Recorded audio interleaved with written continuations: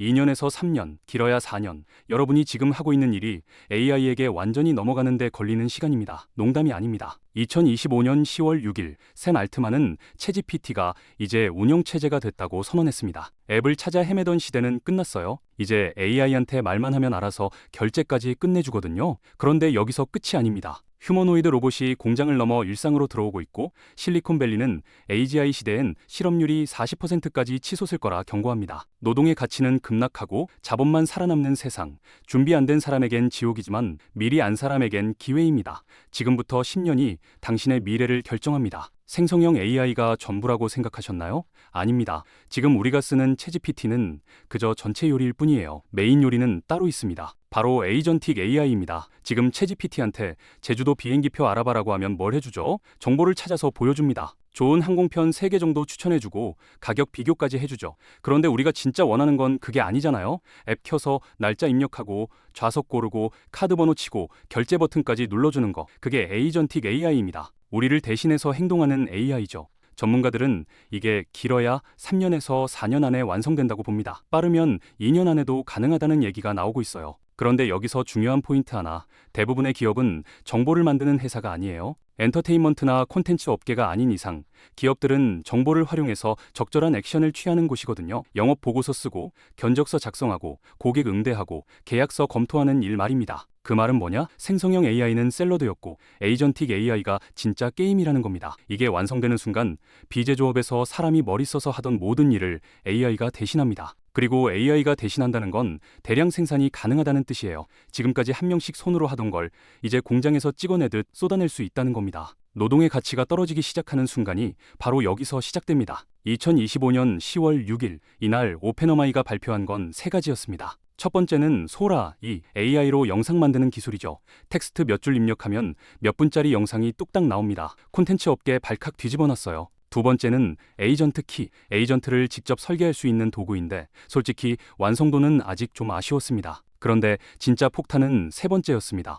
엣진 PT에서 이제 앱을 돌릴 수 있고 결제까지 가능해졌다는 겁니다. 겉보기엔 별거 아닌 것 같죠? 천만의 말씀입니다. 샘 알트만은 그날 이렇게 말했어요. 챗GPT가 운영체제가 됐다. 이게 무슨 소리냐면 인터넷 역사를 한번 돌아봐야 합니다. 1969년에 이미 TCP라는 인터넷 통신 기술이 완성됐어요. 그런데 20년 동안 일반인은 인터넷을 못 썼습니다. 왜? 인터페이스가 없었거든요. 코딩할 줄 아는 전문가들만 쓸 수 있었어요. 당시엔 명령어를 직접 타이핑해야 했으니까요. 그러다 1991년에서 93년 사이 팀 버너스리가 월드와이드 웹을 만들고 마크 안드레센이 모자이크라는 브라우저를 내놨습니다. 그때부터죠. 마우스 클릭 한 번이면 인터넷을 쓸 수 있게 된 겁니다. 누구나 할 수 있잖아요. 마우스 움직이는 거. 휴대폰에선 손가락으로 터치하면 되고요. 사전교육 하나도 필요 없습니다. 그 순간부터 90년대 중반 일반인들이 인터넷에 몰려들었고 갑자기 새로운 욕구가 터져나왔어요. 인터넷으로 쇼핑하고 싶다.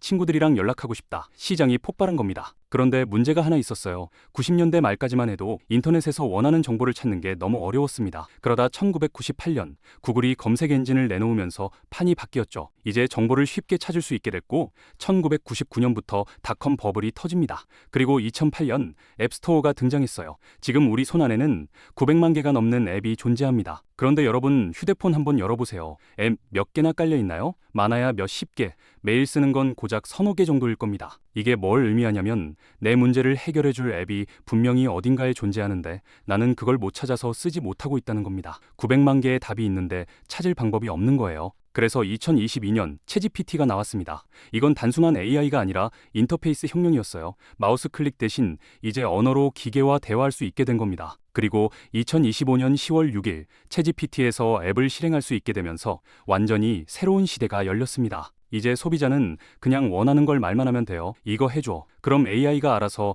그 문제를 풀 수 있는 앱을 찾아내고 실행하고 문제를 해결합니다. 더 이상 앱을 직접 찾아서 클릭할 필요가 없어진 거예요. 30년 만에 인터넷이 검색형에서 대화형으로 완전히 바뀐 겁니다. 지금 인터넷 비즈니스하는 대부분 기업들은 검색이라는 철학 위에 서 있어요. 그런데 그 시대는 끝났습니다. 이제 대화의 시대가 시작됐습니다. 에이전틱 AI 다음은 뭘까요? 피지컬 AI입니다. 쉽게 말해 로봇이에요. 왜 갑자기 로봇이냐고요? 인간의 욕심은 끝이 없거든요. 에이전틱 AI가 있으면 우리가 원하는 건 다 해줍니다. 비행기표 예약하고 회의 일정 잡고 보고서 작성하고 단 디지털 세상 안에서만요. 그런데 우리는 아날로그 현실에 살고 있잖아요. 책상 위에 있는 물병, 이걸 앱으로 가져다 줄 수는 없습니다. 누군가 직접 움직여서 갖다 줘야 해요. 냉장고에서 음료수 꺼내고, 택배 상자 옮기고, 공장에서 부품 조립하는 일, 이런 건 손과 발이 필요합니다. 그래서 필요한 게 피지컬 AI입니다. 현실 세계에서 우리를 대신해 행동할 수 있는 로봇 말이죠. 휴머노이드 로봇은 최근 몇 년 사이 정말 무서울 정도로 발전했습니다. 계단 오르고 물건 들고 심지어 춤까지 춥니다.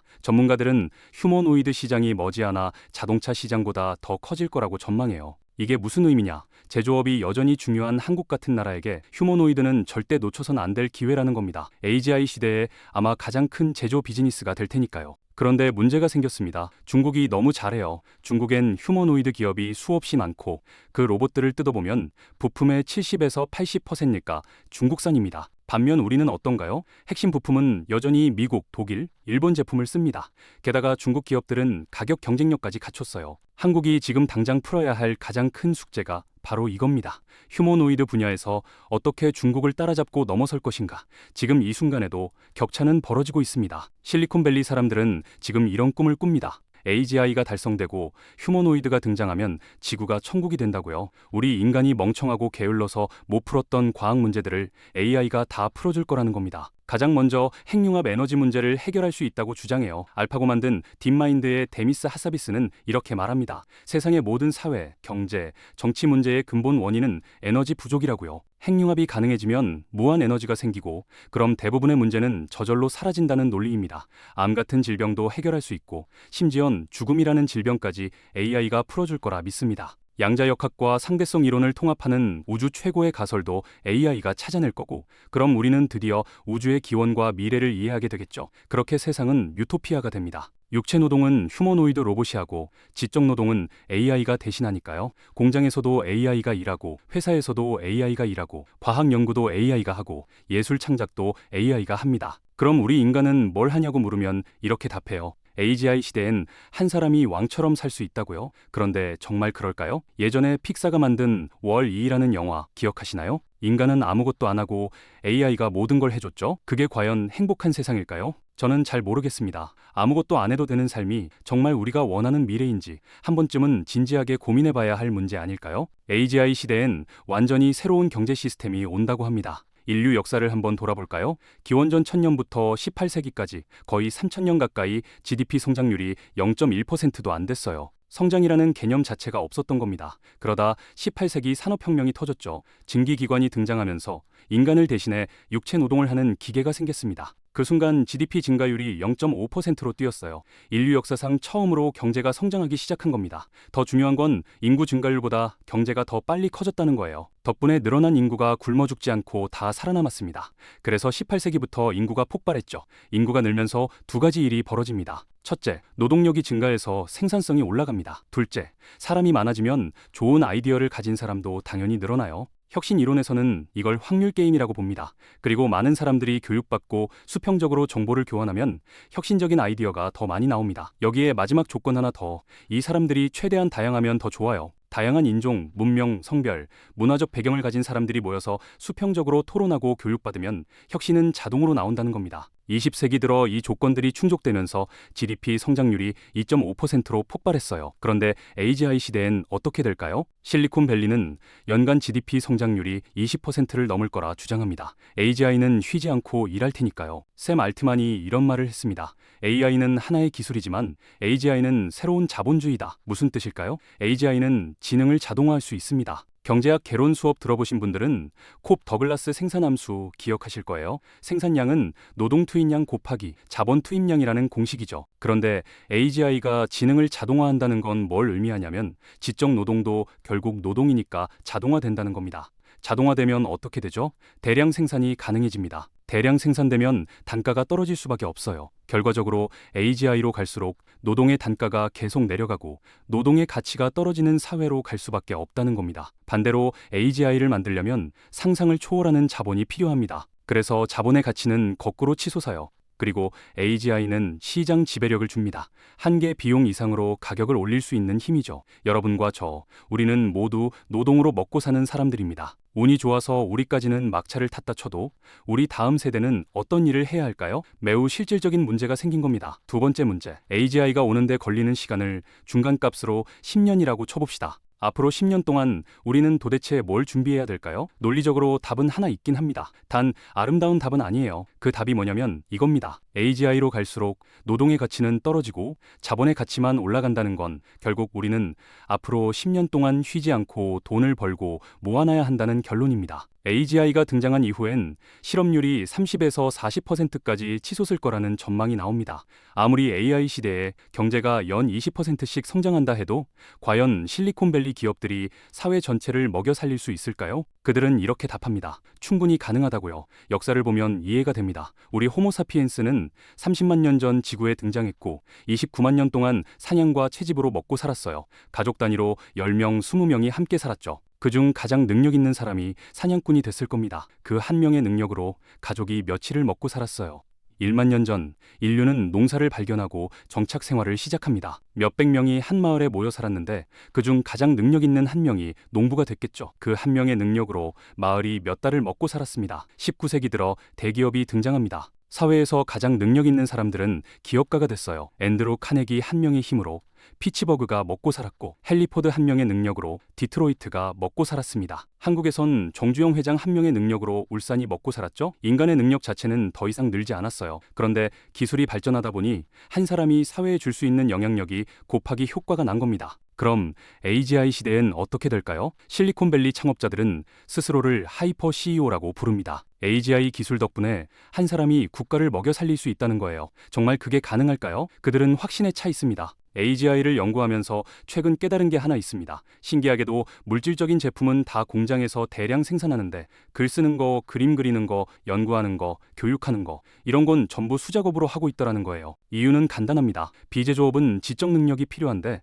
지금까지 지적 능력은 오직 인간만 가지고 있었거든요. 그런데 이제 AI가 등장했고 AGI로 갈수록 기계가 인간의 지적 능력을 대체하기 시작합니다. 지능이 자동화되는 겁니다.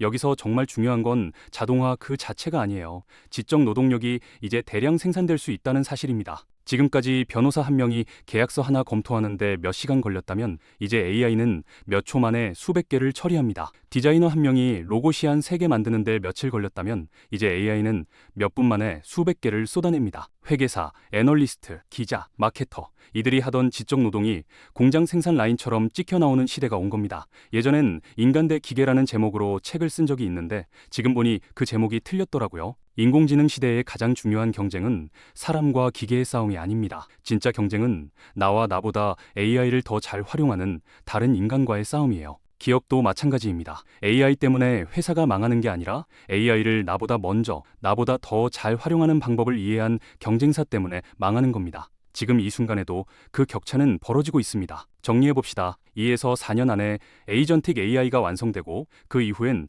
휴머노이드가 현실로 들어옵니다. 노동의 가치는 급락하고 자본의 가치만 치솟는 세상이 오고 있어요. 실업률 40%. 이게 먼 미래 얘기가 아닙니다. 우리 세대, 아니 우리 바로 다음 세대가 마주할 현실입니다. 그럼 어떻게 해야 할까요?